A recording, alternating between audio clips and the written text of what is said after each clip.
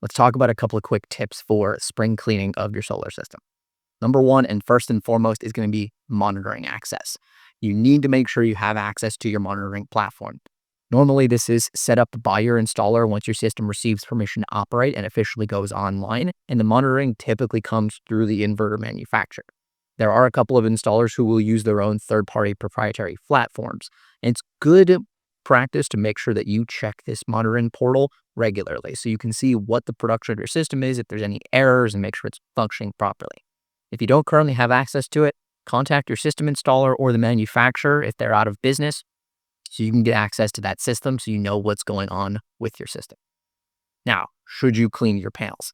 Depends on where you live, how much cleaning you may have to do. If you live in some of the more dry and arid regions of the country, you have a lot of dust, or maybe you live near a coast where there can be saltwater sprays, you may need to have professional cleaning because there can be a bigger buildup layer of sediment on your panels that's going to disrupt how much sunlight is going to hit them. If not as much sunlight's hitting them, not as much energy is going to be produced. Now, I never recommend that anybody climbs up on top of the roof because that can be really dangerous trying to walk around those panels. So if you have a particularly precarious roof situation, contact a professional company to do this. If you do live in one of the regions of the country, though, that is a little more wet, let's say, like somewhere in the Midwest, we get more rain and more snow regularly, you may not need to do anything because the weather is going to take care of that for you. But as far as the cleaning that you can do, if you do have access to the panels on maybe a low roof, you can grab your garden hose, spray them off, and get any of the big chunks out of there.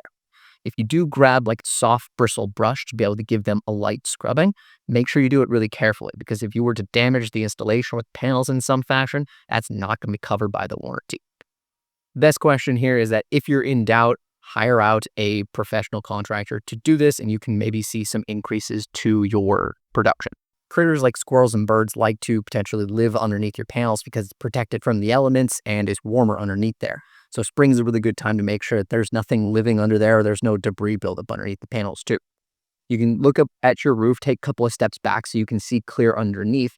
And if you have a particularly high roof plane, one of the tips I used to use was use your cell phone camera. It's got usually really enhanced zoom so you can zoom in to see underneath. You should be able to see clear through the panels.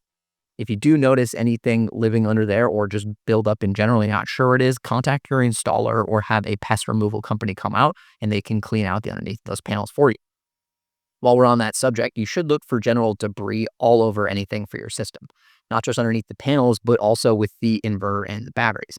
Make sure there's not any debris built up on top, on the sides, or behind your equipment as well, because that can affect the efficiency of that equipment or maybe even cause it to fail in some very extreme cases. Under no circumstances, though, should you ever try to remove your equipment from the wall of the outside of your home or open it up. That will immediately void your warranty. So if you suspect there's an issue going on inside the equipment, contact your or a certified solar installer to perform that service work for you. As the weather warms up, it's also a good time to look at any trees. Solar panels are all about sunlight. And if you have tree branches that are creeping over and inhibiting that sunlight, you're going to lose production. So take a look at any of the growth that happened through the summer and fall and make sure to trim back trees where possible. While it's not technically related to cleaning your equipment, spring is also a really good time to check in on net metering if you have it with your utility.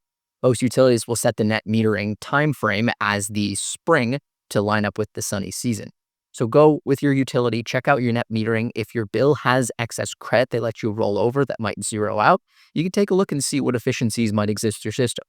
If your solar panels were designed to produce 100% of your energy, but you can see that you have less than 100% credit, you're not rolling anything at the end of the year, you can take a look at maybe are your panels producing as much as they should be, or has your consumption increased to the point where you need to maybe get more efficient inside your house. Overall, make sure you keep an eye on your system for the best efficiency and the most production out of your solar equipment. Thanks for watching. If you found this video helpful, make sure you leave a like and check out some other videos about improving the efficiency of your solar system.